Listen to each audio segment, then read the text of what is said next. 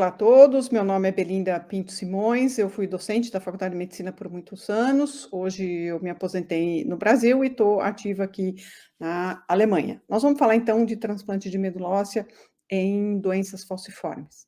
Antes da gente entrar propriamente dito no assunto, eu queria definir para vocês o que é o transplante de medula óssea, se talvez nem todos estiverem familiarizados. É um procedimento em que a gente substitui, então, células tronco hematopoética de algum doador em um receptor com o intuito de repopular o sistema hematopoético. Então, na verdade, essa é a terapia celular de maior sucesso que a gente conhece e a maior experiência. A gente fala tanto em terapia celular, o transplante de medula óssea não deixa de ser uma terapia celular. E ele realmente teve seu grande, apesar de ter começado os primeiros casos já na década de 50, o seu grande avanço a partir do final da década de 70, começo da década de 80. Em 79 foi descrito, então, o primeiro imunossupressor não o primeiro imunossupressor, mas o imunossupressor clássico que a gente usa hoje em qualquer transplante, que é a ciclosporina, e que realmente deu um avanço muito grande. Foi esse fato e o conhecimento mais adequado dos antígenos de histocompatibilidade, que permitiram que a gente escolhesse um doador mais adequado. E no ano passado a gente festejou, né, entre aspas, aí 1,5 milhão de procedimentos realizados no mundo. Portanto, já é um procedimento muito consistente e com muita experiência internacional. Para a gente ter um pouco de ideia do risco e da situação, ele é diferente do transplante de órgãos sólidos, por quê? Porque no transplante de órgão sólido, você pega um rim, um fígado e você transplanta num indivíduo que é imunologicamente ativo e vai ser para sempre. Por esse motivo, obviamente, o paciente terá que receber pelo resto da vida a ciclosporina. Tá? Se você o tirar com 10 anos depois, ele vai rejeitar esse órgão, porque ele nunca vai reconhecer esse órgão como próprio. No transplante de medula é justamente o contrário. Eu tenho um doador, que é o doador de tecido hematopoético, que não deixa de ser um sistema imunológico, que vai ser transplantado em vários órgãos, vamos dizer assim, né? O paciente. E claro que ele não vai reconhecer imediatamente esses órgãos como próprio, motivo pelo qual eu também uso ciclosporina, só que é por um tempo, porque nesta situação o organismo desenvolve o que a gente chama de tolerância imunológica, ou seja, aquela tecido hematopoético, aquela célula-tronco que vai dar origem ao linfócito T, que vai passar pelo timo, que vai sofrer novamente a escola, né? Vai aprender, então, que esse fígado, esse coração, esse pulmão são meus, tá? Que é o que a gente chama de tolerância imunológica. É claro que isso pode dar errado, que a gente chama que é a complicação mais temida do transplante, que é a doença do enxerto contra-hospedeiro, onde esse sistema imunológico do doador não vai reconhecer esses órgãos como próprios e vai acabar atacando esses órgãos, uma doença que pode ser desde leve até muito grave, tá? Apesar de existir esse risco, ela pode ter um componente benéfico, porque esse linfócito T ativado, além de reconhecer o fígado e o pulmão, por exemplo, de forma não muito significativa, pode reconhecer células residuais leucêmicas e eliminá-las. Portanto, além de ser uma terapia celular, ela é uma imunoterapia, porque eu terei para sempre linfócitos T capazes de reconhecer a leucemia e eliminá-la caso ela reapareça. No caso da anemia falciforme, obviamente que a gente não tem a célula leucêmica, né? Então, a gente não tem nenhum interesse que esse paciente desenvolva a doença do enxerto contra-hospedeiro, que é uma das complicações mais temidas. Então, como é que funciona? O paciente, aqui no caso com leucemia, ele vai fazer o seu tratamento normal da leucemia. Quando essa leucemia estiver controlada, ele vai receber uma quimioterapia mais intensa, chamada condicionamento, tá? Para que a gente obtenha espaço na medula óssea para fazer esse transplante e também que a gente imunossuprima, que a gente faça uma imunossupressão no paciente e esse doador, então, vai doar, ou uma doador pessoa, ou um cordão umbilical, vai doar essas células, esse paciente vai receber por um período a imunossupressão. No paciente com doença falciforme, é claro que ele não tem esse período inicial de quimioterapia, ele vai fazer, como vocês já viram na aula da doutora Ana Cristina, o seu tratamento habitual, hidroxiureia, transfusão, etc. Mas ele vai necessitar também desse condicionamento da quimioterapia, para que esta medula óssea do doador possa ser aceita por este organismo. E esse passo aqui da quimioterapia de condicionamento, ele acontece tanto no transplante halogênico quanto na terapia gênica. A vantagem da terapia gênica é que eu vou usar células do próprio paciente, aqui eu vou usar do doador. Portanto, cai fora o risco da doença do enxerto contra-hospedeiro na terapia gênica, que vocês também vão ver. E a doença falciforme é a doença monogênica mais comum no Brasil. Ela é um problema de saúde pública no Brasil. A gente tem em torno de 3 mil nascimentos de pacientes portadores de falciforme no Brasil, tá? E a gente tem por volta de 50 a 60 mil portadores de falciforme no Brasil. Tá? Vocês já tiveram essa aula, eu só gostaria de frisar, porque a gente fica imaginando, bom, por que eu vou dar quimioterapia, vou arriscar ter doença do enxerto contra-hospedeiro se eu estou falando de uma doença que não é leucemia, que é uma doença benigna?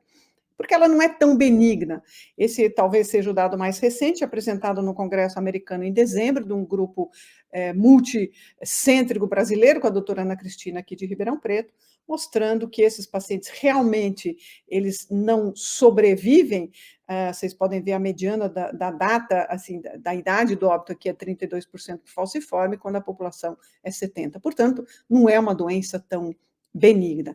É uma doença, não vou entrar em detalhes, mas cuja fisiopatologia é uma doença multissistêmica, atinge todos os órgãos e tem um componente que a gente diz tromboinflamatório, quer dizer, existe uma inflamação crônica com dano endotelial e com esse risco trombótico levando a diferentes complicações que vocês já viram. Mas o característico dessa doença é a dor. Esse eu quero fazer uma homenagem ao Hertz Nazaire, que ele faleceu ano passado de doença falciforme, e foi um artista que representou muito bem o que era conviver com essa doença, cujo sinal mais evidente é a dor. São indivíduos que nascem com dor e não conhecem a vida sem dor. O primeiro transplante para falciforme foi feito em 1984. Na verdade, era um paciente que tinha leucemia e era portador também de falciforme, e que após o transplante se curou da doença falciforme e da leucemia, o que era esperado, já que eu troco o sistema hematopoético dele. Depois disso, esse transplante começou a ser feito exclusivamente para doença falciforme e, inicialmente, exclusivamente com doadores com irmãos HLA idênticos. Essa é a maior casuística descrita, com 1.000 pacientes. São pacientes da Europa, dos Estados Unidos, e tem nossos pacientes de Ribeirão Preto aqui também, alguns incluídos. Como outras casuísticas, 85% dos pacientes transplantados são crianças, tá? Poucos são adultos. Antigamente também poucos indivíduos chegavam à fase adulta falciforme, tá? Então a maioria aqui são crianças. E quando a gente olha essas curvas de sobrevida global e sobrevida livre de eventos, isso aqui em 3 anos, a gente pode ver que para esse procedimento que tem risco, que é a quimioterapia, a doença do enxerto contra-hospedeiro, realmente os resultados são excepcionais. E isso para pacientes que já desenvolveram complicações da doença. Aqui nós não estamos falando de um transplante profilático, né? Antes de desenvolver a doença. São todas crianças que já tinham complicações importantes da doença. Mesmo assim, a gente pode ver que resultados excepcionais nesse cenário. Aquele trabalho foi com 3 anos, esse é um trabalho um pouco mais antigo, mas que já tem um segmento mais longo dos pacientes, de 6 anos e meio, e novamente a gente pode ver como esses resultados são absolutamente consistentes e se mantêm ao longo dos anos.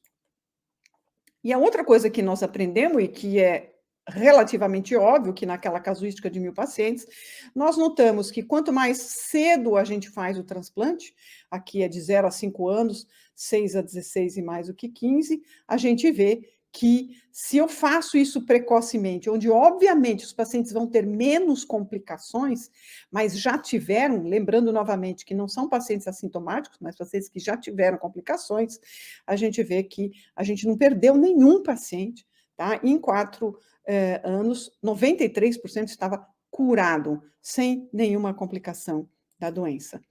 Quanto mais tempo você espera, a gente vê que esses resultados ainda são excepcionais, mas é obviamente que quanto mais lesão eu tenho, mais complicações esses indivíduos vão ter. Então, o que a gente pode dizer? Que para cada 10 anos que eu retardo ou espero para fazer o transplante, tá? Eu tenho 12% de redução de sobrevida, tá? Aumento de mortalidade. Porque eu vou ter o quê? Eu vou ter tendo acúmulo de órgãos acometidos.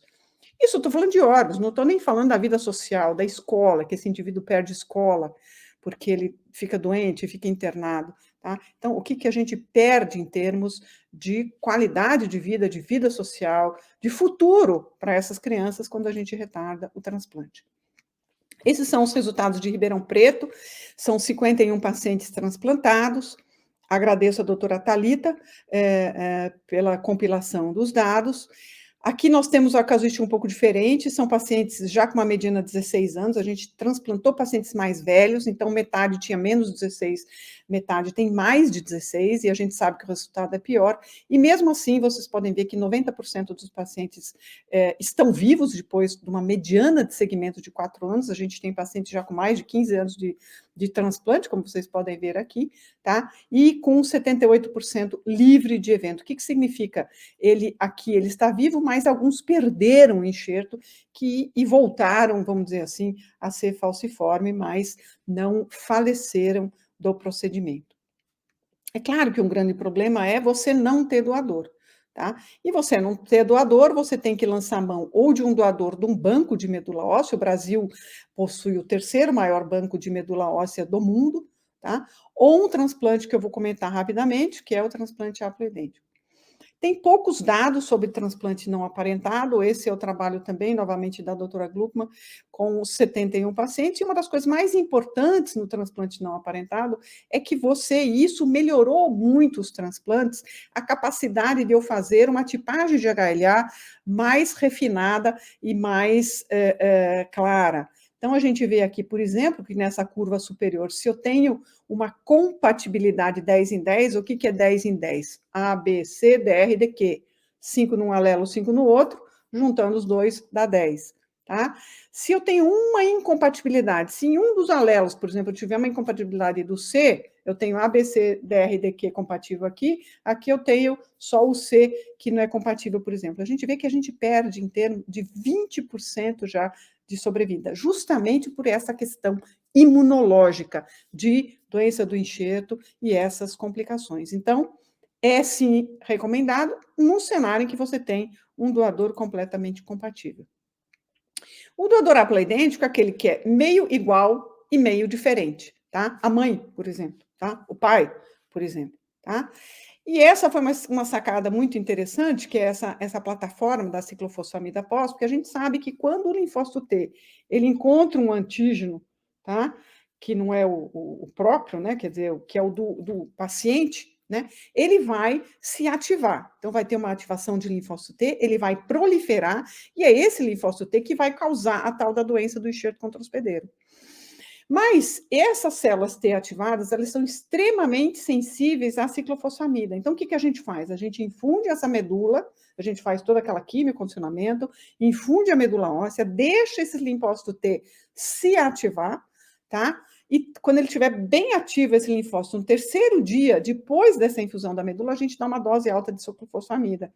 Então, a gente elimina aquelas células que se ativaram, que são muito sensíveis à ciclofosfamida, elas são, então, eliminadas, e aqueles linfócitos T que não são aloreativos, que a gente vai precisar contra vírus, contra outras coisas, esses linfócitos se mantêm.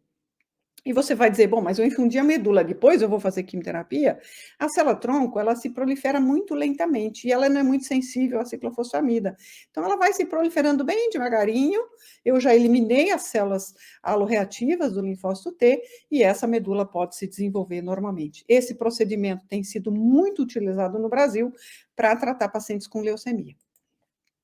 A gente tem uma colaboração com a Universidade de Vanderbilt e os 41 primeiros pacientes foram apresentados também no Congresso Americano em 2020, e a gente vê ainda com um segmento relativamente curto, quer dizer, esse é um procedimento que ainda é experimental, mas a gente percebe que a gente pode também obter resultados satisfatórios em pacientes que tenham complicações graves da doença. A pergunta é: bom, eu consigo, o paciente foi transplantado já com algumas complicações, eu consigo reverter essas complicações? Ele vai voltar realmente a ser normal do ponto de vista clínico? Tá? A primeira coisa aqui muito nítida é mostrar a taxa de internação. Se ele internava muito antes, a gente vê que ele praticamente deixa de internar depois do transplante. O uso de analgésicos, narcóticos aqui, ele para de usar. Eu vi coisas impressionantes, como 5 dias depois do transplante, o paciente não precisar de morfina. Tá? Quer dizer, a dor, aquilo que é o mais, que tira mais a qualidade de vida, você consegue eliminar. Tá? E é interessante que obviamente que a gente sempre preocupa com a função gonadal, já que eu vou fazer quimioterapia, mas tanto em meninas quanto meninos, quanto mais precocemente você fizer o transplante, enquanto ainda não tiver tendo a proliferação aí, né, dos folículos, etc., quanto mais cedo você fizer, menor o dano que você vai estar dando para esses pacientes. Tanto que os meninos todos que foram transplantados pré-púberes, todos desenvolveram normalmente a puberdade. Isso não foi verdade para todas as meninas, mas foi muito mais evidente naquelas que foram transplantadas no período pré-púbere do que pós-púbere. E a complicação mais temida, que é o acidente vascular cerebral, a gente sabe que só tem um tratamento para evitar acidente vascular cerebral em falciforme, que é o transplante de medula óssea. Esse é um trabalho em que ele analisou 45 pacientes, 29 dos quais tinha AVC prévio, um só teve um AVC pós-TMO, os demais não. Nenhum mais desenvolveu isquemia silenciosa, tá? E nenhum deles que era normal e tinha outras complicações desenvolveu derrame. Nesse trabalho também mostrando quando você ainda não tem o derrame, mas você já tem alteração de fluxo no Doppler, que é uma coisa que já você fica atento, porque esse indivíduo vai ter um derrame, a gente vê que com transplante eu consegui reverter esse aumento da velocidade do fluxo, voltar ao normal, uma coisa que a transfusão não foi capaz de fazer. E aqui em Ribeirão Preto, o trabalho também da doutora Thalita, junto com o grupo da radiologia, a gente usou um outro método, que foi avaliar danos neurológicos agora microestruturais, antes de ter o AVC, tá? Que a gente sabe que é desestruturado, vamos dizer assim, tem uma lesão de substância branca, e a gente notou, então, que quando a gente pega pré-transplante e pós-transplante, isso aqui com um ano pós-transplante, você vai vendo que esse cérebro como se fosse se reorganizando, né, e vai chegando próximo do indivíduo normal. Quer dizer, a gente é capaz de reverter esse dano já causado pela doença.